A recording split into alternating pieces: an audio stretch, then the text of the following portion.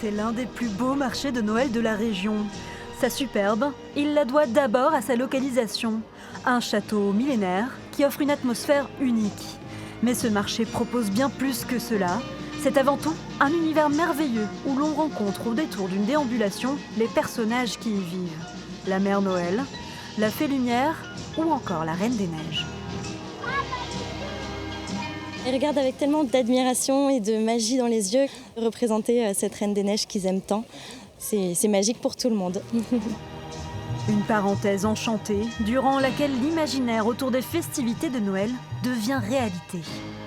On est venu parce qu'on l'a déjà fait les années précédentes et que tout le monde y trouve son compte, les petits comme les grands, la magie, les yeux qui pétillent. Toute la décoration et tout ce qu'il y a d'autre aussi. Le Père Noël peut-être? Non. Oui, Ouais. Le rendez-vous incontournable est la rencontre avec le Père Noël. Et ici, on peut le rencontrer dans sa maison, là où arrivent toutes les lettres des enfants. Regardez.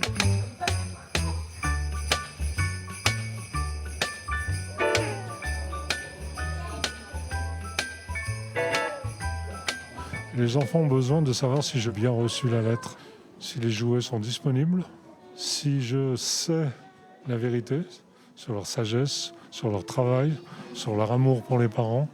Les yeux, c'est clair, évidemment, et on entre vraiment dans la magie de Noël. j'ai fait des efforts. Tu fais des efforts. Pareil, un peu. L'important, c'est de bien travailler, surtout de faire des efforts. On te câlin. Quand ils arrivent ici, c'est la réalité. Le Père Noël leur parle. Les expériences s'enchaînent, minutieusement préparées afin de permettre aux enfants de vivre un rêve éveillé. J'ai fait une tasse avec le Père Noël et j'ai fait aussi une boule en forme de reine. Moi, j'ai pas fait de lettres, c'est les petits qui font les lettres. Une fois la nuit tombée, le château et son marché se parent de 1000 lumières, saisissant de splendeur. Donc on est plusieurs effectivement à imaginer des scénettes et des atmosphères qu'on essaye de rendre toujours plus féeriques d'année en année. Et c'est beaucoup de minutie dans le choix des couleurs, dans la scénographie, etc.